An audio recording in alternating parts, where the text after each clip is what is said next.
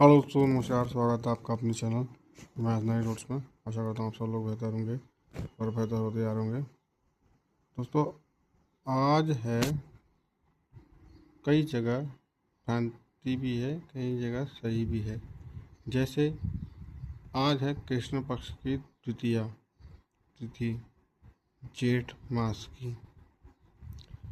और चूँकि उत्तर भारत में कहीं कहीं आपके संक्रांति से आपके महीना लगता है, कहीं चंद्रमा से महीना बदलता है, तो उस अनुसार आपके उत्तर भारत के कुछ हिस्सों में अभी बैसाख ही माना जा रहा है।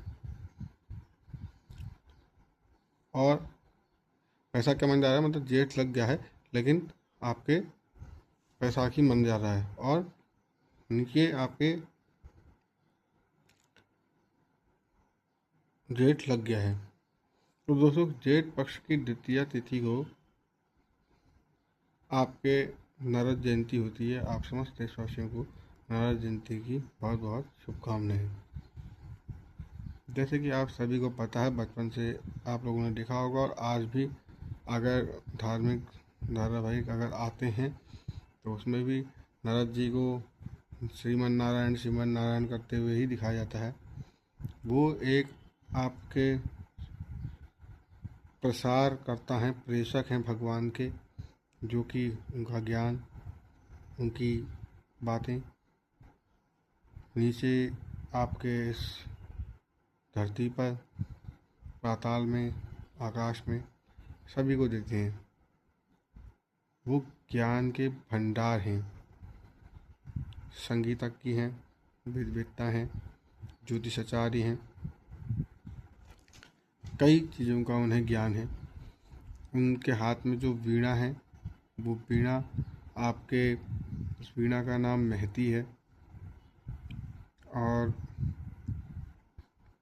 आपके जो देवर्षि नारद हैं, इनके बारे में एक कथा ये भी है कि पहले कभी ये आपके पूर्व जन्म में अपने एक दासी पुत्र हुआ करते थे,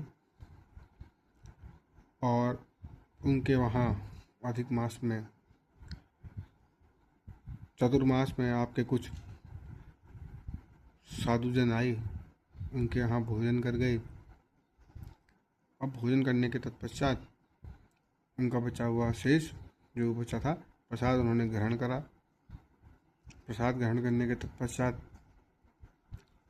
उनके मन में वैराग्य जाग गया और वो पूजा भक्ति भाव में लग गए। कुछ समय बाद उनके माता की मृत्यु हो गई विषजंतु के कारण, जिससे उन्होंने भगवान का आदेश माना, और उसके बाद वो फिर ज्ञान प्राप्ति के लिए चले गए। और फिर दूसरे जन्म में वो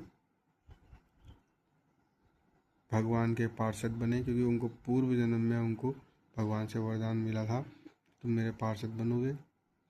उनके पार्षद बने। भगवान ब्रह्मा जी के मानस पुत्र हैं। उनके ज्ञान और उनकी भक्ति से उत्पन्न हुए हैं मानस स्वरूप आपके देवर्षि नारद। ये देवताओं के भी ऋषि हैं। ये द्विपक्षीय, ये किसी के पक्षधर नहीं हैं। इनका काम सिर्फ और सिर्फ ज्ञान का, भक्ति का प्रचार का प्रसार करना है। ये कभी किसी का पक्ष नहीं लेते। इन्होंने अगर दैत्यों की तरफ भी गए तो वहाँ भी ज्ञान का, भक्ति का, भगवान की बातों का ही प्रचार प्रसार करा, अन्याय को रोकने की ही चेष्टा करी। वैसे ही आपके देवताओं के साथ में भी उन्होंने वैसे ही करा। लेकिन इनकी छवि को हमेशा एक इस ढंग से दिखाया जाता है कि इनके वजह से ही आपके विवाद खड़े हो जाते हैं। इसमें बहुत सारी बातें हैं, अब इतना तो अभी बताना मुश्किल हो जाएगा, लेकिन फिर भी एक आध एक प्रसंग मैं आपको बताता हूँ। इन्होंने आपके कंसु को बताया था कि देवकी के 8वें पुत्र के हाथों तेरी मृत्यु होगी। वैसे तो ये बात पहले आकाशवाणी ने भी करी थी, उसके बाद इन्होंने ही बताया। वैसे ही इन्होंने रावण को भी समझाया, वैसे ही इन्होंने हिरण्यकश्यप को भी बताया, वैसे और लोगों को भी बताया। और भगवान श्री हरि के तो ये भक्ति हैं। और एक बार इनको भी आपके अपने ऊपर घमंड हो गया था, तो उस घमंड होने पर आपके भगवान श्री हरि ने इन्होंने उनसे उनका रूप मांगा और उन्होंने इनको वानर सा रूप दे दिया और बाकी वेशभूषा अपनी ऐसी दे दी।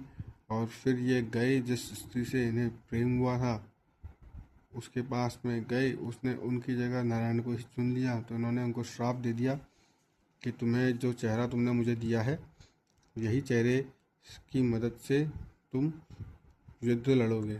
और वो हुआ भी, वो श्री राम बन के जन्मे और रावण का अंत हुआ। ऐसे अनेकों चीज़ें हैं जहाँ पर वो आपके इनका संबंध आता है। और एक बार इनको अपने वीणा के धुन पर और अपने संगीत पर भी गर्व हुआ। उस समय भी भगवान श्री हरि ने कहा तुम तो बजाते हो, लेकिन एक उनका अन्य सेवक था, उसके जैसा नहीं बजाते हो। तो उसके जैसा बजाने के लिए वो गए आपके गंधर्वराज तुम्बुरु के पास। वहाँ से उन्होंने शिक्षा ग्रहण करी और फिर कई कल्पों तक उन्होंने आपके तप करा, सीखा और फिर वापिस आए। तो ऐसे यह है कि मतलब देवताओं को भी मेहनत तो करनी पड़ती है। जब वो मेहनत करते हैं उसके पश्चात ही उनको फल मिलता है। लेकिन बस फ़र्क सिर्फ इतना है कि उनको कई कल्पों तक करना पड़ता है। हालांकि उनकी फ़ायदा सिर्फ उनको इतना है कि उनकी मृत्यु नहीं होती। हम लोगों की मृत्यु एक निश्चित काल में कभी भी किसी भी वक्त हो सकती है। क्या पता अब यहाँ पर परमाणु अटैक हो जाए, या अगले ही क्षण आपकी सांस अटक जाए, या कोई गले में खाना फंस जाए, या कैसे भी मृत्यु हो सकती है। ये तो मृत्यु लोक ही है, ये तो मृत्यु होनी निश्चित ही है। लेकिन इन लोगों की मृत्यु नहीं होती, लेकिन मेहनत इन लोगों की हमसे अधिक होती है। जो काम यहाँ जन्म लेने वाला व्यक्ति आपके पल भर के 2 शब्दों के नाम राम राम में, या शिव शिव में, या कृष्ण राधा कृष्ण में, या माता के ओम दुर्गा दिव्य नमः, या जय माता की बोल के, जैसे भी उसके मन में श्रद्धा भाव है, जिस किसी भी देवी देवता का वो स्मरण करता है, अगर वो करता है तो वो मुक्त हो जाता है।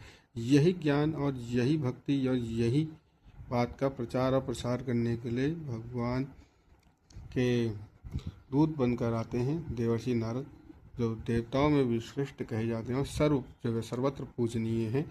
इनके लिए कहीं भी किसी भी लोक में जाना, जैसे 14 भुवनों का जो मैंने पहले एक वीडियो बनाया है, उसमें हर एक लोक में हर किसी के लिए बाध्यता है, वो नहीं जा सकता दूसरे आयाम में।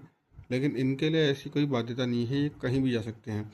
और एक बार इनके ऐसी ज्ञान के चक्कर में इन्होंने दक्ष प्रजापति की आपके पहले उत्पन्न हुए पुत्रों को भक्ति मार्ग में लगा दिया था, तो उनके द्वारा फिर लगा दिया दूसरे पुत्रों को। तो तब दक्ष ने इनको श्राप दिया था कि तुम्हारे पैर एक जगह नहीं टिकेंगे, और तब से लेके अब तक ये कहीं नहीं रुकते हैं और ये सिर्फ चलते रहते हैं।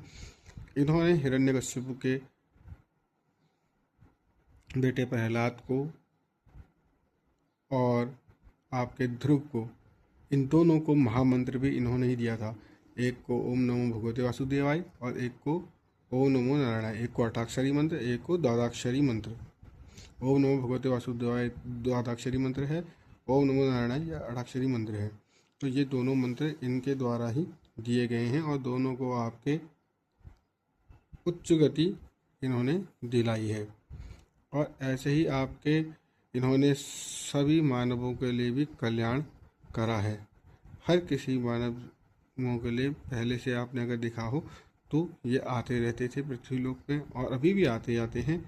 अब हम तो ऐसे आइडेंटिफाई नहीं कर सकते कि ये हैं, उनको देखने की तो वैसी दृष्टि चाहिए। ये तो ऐसे साधु संत सन्यासियों को ही ज़्यादा मिलते होंगे, लेकिन ये आपके आते हैं।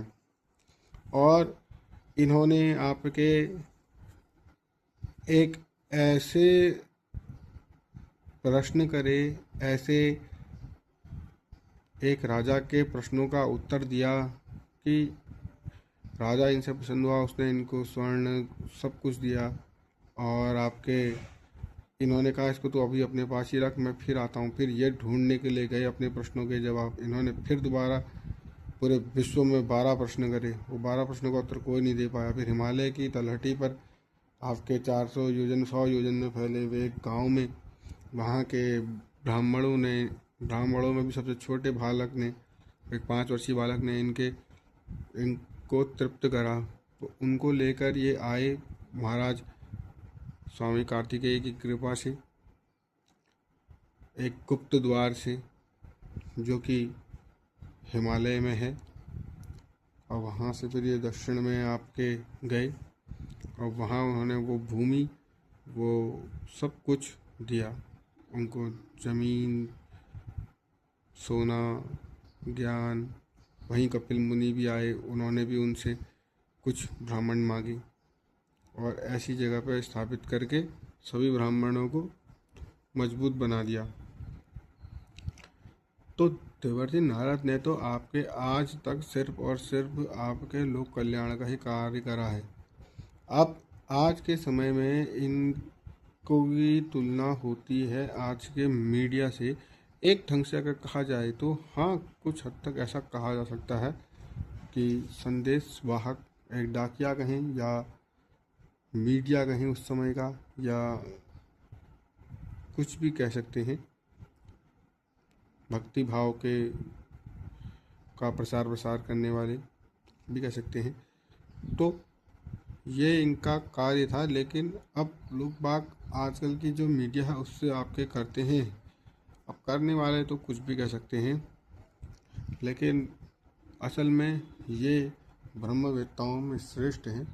इन्होंने ही आपके शिव जी का गोत्र बताया था। जब शिव जी का विवाह हुआ था तो शिव जी का गोत्र बताने वाले भी यही थे कि इन्होंने ये कहा था कि नाद ही इनका गोत्र है। और नारद में आप के इसका संधि विच्छेद करके आपके बहुत सारी चीज़ें निकलती हैं। दौ से देने वाला होता है, ना से नारायण होते हैं। नार मतलब जल होता है, जल में अयन और जल में रहने वाले को नारायण कहते हैं। और नारद जी आपके उनकी ही भक्ति करते हैं। और भी आपके बहुत से आपके इनके संधि विच्छेद अगर करते जाएंगे तो बहुत सारी चीज़ें निकलती जाएंगी। ये अपने आप में बहुत सर्वश्रेष्ठ आपके देवर्षि हैं, ऋषि हैं। इनकी कहीं कोई तुलना नहीं होती।